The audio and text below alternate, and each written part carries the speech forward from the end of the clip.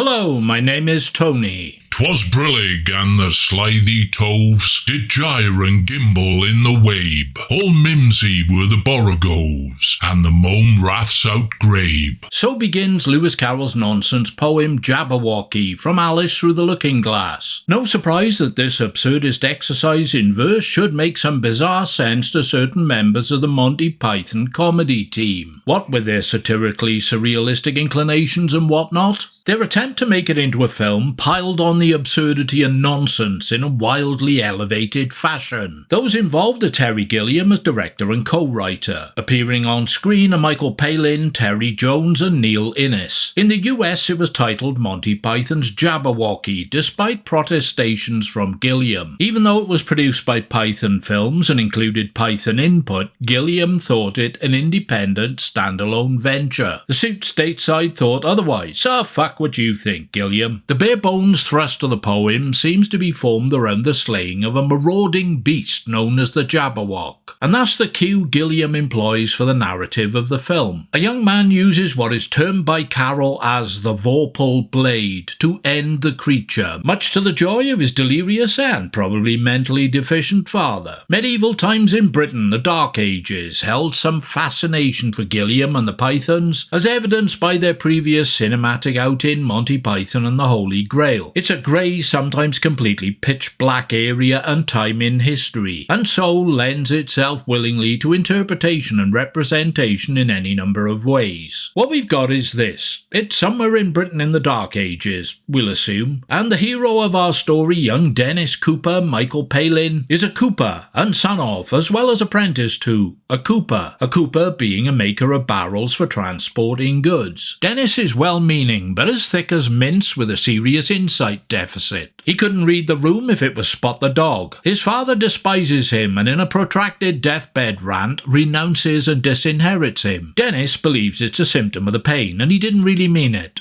He did though. Dennis is equally blinkered where his love life is concerned. If love is blind, his is deaf, dumb, anaesthetised and bereft of olfactory function. The object of his affections, Griselda Fishfinger, is an obese, obnoxious glutton who only pauses between shoveling down mouthfuls of food to hurl verbal abuse and dismissive bile in his direction. Dennis completely ignores all these factors, believing she is equally in love with him. When he tells her he is going to travel to the capital to make his fortune before returning to take her hand in marriage, she throws at him a lump of rotten potatoes, something even she found inedible. He takes it to be a love token and keeps it to carry on his journey. Yeah, I know, fuck's sake man, get real. Meanwhile, the kingdom, ruled by King Bruno the Questionable, Max Wall, with support from his louche, distracted chamberlain, Passeliu, John Le Measurer, is being terrorised by a creature dubbed the Jabberwock. Whole villages have been decimated and many individuals attacked and stripped of their flesh by the beast. Hordes of refugees, fearing for their lives, have travelled to the capital, setting up camp outside the city walls. Now, why does this sound familiar? Strict security protocols and armed guards restrict access to the town, so when Dennis gets there, he is denied entry. When a careless guard nips off to empty his bladder, that's nice and polite, isn't it? Empty his bladder means take a piss. Dennis sneaks in through the door he's left open. He's in the city. King Bruno, seeking a solution to the Jabberwock problem and concurrently the refugee problem, yeah, if only it were that easy, decides to appoint a brave knight to the task of finding and killing the beast. To find the best man for the job, a jousting contest is arranged. The winner, should he succeed in whacking the Jabberwock, will get half the kingdom and the royal princess's hand in marriage as a reward. The princess, Deborah Fallender, is beautiful, sweet, sexy, but fully invested in the classic Snow White deal. Original, of course. Ooh, edgy, risky shit these days, folks, of waiting patiently for her handsome prince to come and sweep her off her feet, carry her away to a world of blissful loving. She's none too enchanted with the idea of marrying some random knight, but resigns herself to it. When Dennis stumbles into her chamber to find her naked and being attended to by her ladies-in-waiting, her delusional, wishful thinking kicks in and she takes him for a prince disguised as a peasant. Despite Despite his protestation, she disguises him as a nun so he can evade the guards on his tail, which brings him into conflict with a local branch of flagellating religious fanatics who decree he is either Satan disguised as a nun or a nun disguised as Satan. Escaping their clutches, Dennis is manipulated by a squire called Ethel Harry H. Corbett, whose master is a knight known as the Red Herring. Dennis replaces Ethel so Ethel can get his rocks off with the object of his desire, the lascivious wife of a hulking innkeeper, Bernard Breslau. The Red Herring is so self-absorbed he doesn't even notice the switch, and when Ethel is crushed to death beneath a bed, Dennis is stuck with the job. The jousting sessions see more and more knights getting bloodily slaughtered, causing concern for Bruno and Passeliu that there may be no one left intact or alive to take on the Jabberwock.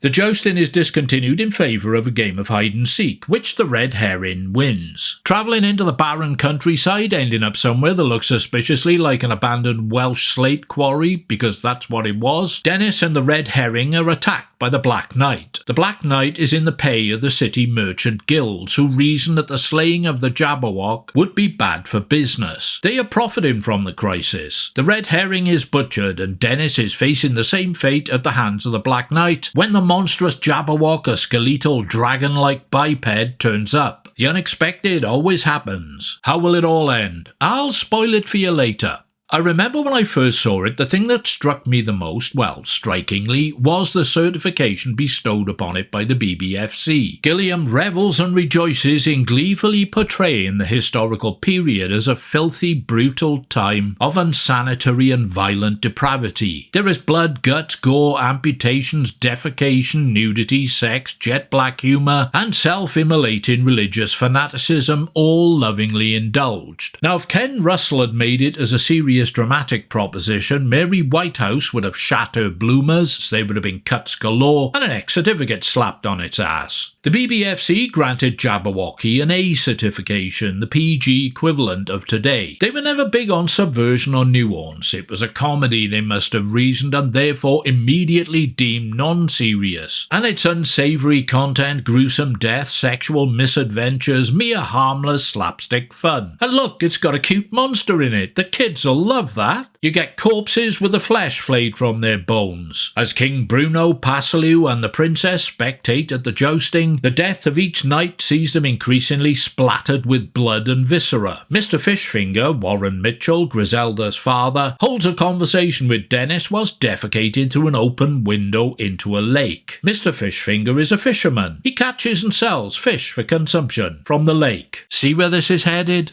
Thematically, Gilliam turns his madcap gaze on the world of commerce and business. The Merchants Guild in the capital is a closed shop, as Dennis discovers when he tries to get work. He encounters Wat Dabney, Gerald Wells. Dabney is a legendary cooper, inventor of the inverted firkin, wherever that is. He was starving because he wasn't a member of the guild and couldn't get work. In desperation, he amputated his foot, making him disabled. Now he's coining it in as a beggar, sat in the street, his severed foot beside him. He's making more money than ever. Later, he reasons he could make twice as much. Have a guess what he does to achieve this. Certainly leaves him footloose and fancy-free, just bumming around. Walk through any modern shopping precinct or high street and you will see the current day equivalent of Wat Dabney in profusion. When the shops close and the business day is done, I've witnessed some pack up and climb into a Mercedes. What's going on? Was it this particular situation Gilliam foresaw? The Merchants Guild are profiting from a crisis. Such things are good for business, like war or other disaster. And in truth, it's only business that grows the economy. Certain political parties and governments seem to disagree, thinking that the way to stimulate growth is to ruin businesses with high taxation and red tape. Historically, that tends to have the opposite effect. Look, I'm an idiot, and I can fucking grasp it. So a politician with a Cambridge degree in advanced economics should find it a fucking breeze, yeah? No. This puts the guild at odds with King Bruno. People are dying and people are not happy about it, and Bruno is a people's king, and besides, they're besieging his city, cluttering up the place, so he wants the Jabberwock gone. And now comes the spoiler. Skip ahead a few minutes or so, or pack it in now if you are spoiler-phobic. The Black Knight is compelled to fight the Jabberwock to survive. Just when he thinks he's got it beat, it does a slasher film villain on his ass and springs back to life, slaughtering him. Dennis fearfully picks up the Black Knight's sword, but has no idea what to do. He falls over and the Jabberwock bears down on him, impaling itself on the sword. Shocked and amazed, Dennis beheads the creature and returns to the city with the severed trophy. Hailed as a conquering hero for killing the beast, Dennis sees that Griselda and her father and mother are now there. They fawn over him and Mr. Fishfinger desperately proffers his daughter's hand in marriage. Dennis is ecstatic. Griselda, almost orgasmic at the thought of mountains of better food to gorge on, apart from rotten potatoes and shit-eating trout, fakes some interest in Dennis. But not so fast. King Bruno intervenes. A deal is a deal, and a king sticks to his word once given. Before he knows it, Dennis is gifted half the kingdom and married off to the delirious princess, who believes she has finally got her prince. After the wedding, they ride off in a coach into the sunset, with Dennis dazed and confused, overwhelmed and carried along by events beyond his control, heading into a future he never conceived of or wanted. Gilliam is on record as stating another of the themes he wanted to explore was that of happiness, and the unpredictable outcomes arising from its pursuit. Dennis gets what most red-blooded heterosexual men would give their liver for: wealth and power beyond his wildest dreams, and a beautiful, besotted, willing and sexy woman for a wife. Yet the heart wants what the heart wants, and Dennis wanted an anonymous humdrum existence with an unattractive, greedy, selfish fat slob who hates his guts. The ultimate scenario of sadomasochistic indolence. The cruel irony, the reflective reality. We all want what Dennis gets, yet we tend to get what Dennis wants. Thanks, Gilliam. What a fucking reality check. I may just shoot myself in the face. Jabberwocky is full of wild ideas, crazy notions, and moments that catch you off guard. It's uneven, inconsistent, misfires frequently, and if you can't tune into its lunatic wavelength, you may well find it irritating rather than funny or amusing. Michael Palin rolls out another of his wide-eyed, socially challenged, innocent abroad acts, patented via ripping yarns and later The Missionary and A Fish Called Wanda. There are parallels to be drawn between Dennis and Graham Chapman's Brian in Life of Brian. The same sort of hapless character with no agency, purely a victim of circumstances and events which he cannot exercise control over, that define his life story. Big fat loser, in other words. The supporting cast is jam-packed with familiar faces from British TV shows and film comedies. The interactions between old music hall comic Max Wall and the marvellous John LeMessurier are absolutely delightful to behold. Everyone seems completely at home in this wacky, dusty, dirty, crumbling, blood and filth-soaked world, like they belong there. Surprisingly, the crude sub-animatronic puppet used for the Jabberwock is relatively convincing, inspired by John Tenniel's original illustrations for Lewis Carroll's book.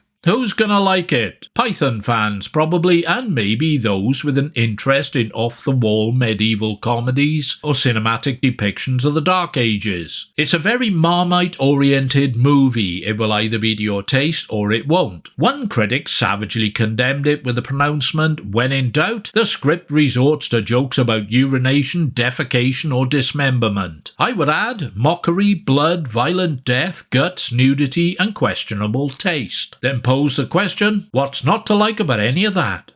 Grateful thanks for your time and attention. Feel free to do whatever you choose to do next. Hit like, don't like, comment, subscribe, check out my early access Patreon thing, or even make a welcome financial contribution via the thanks button. I will be back this way in a little while with something else as the Killer Film Review Roadshow rolls on. Meanwhile, beware the Jabberwock, my son.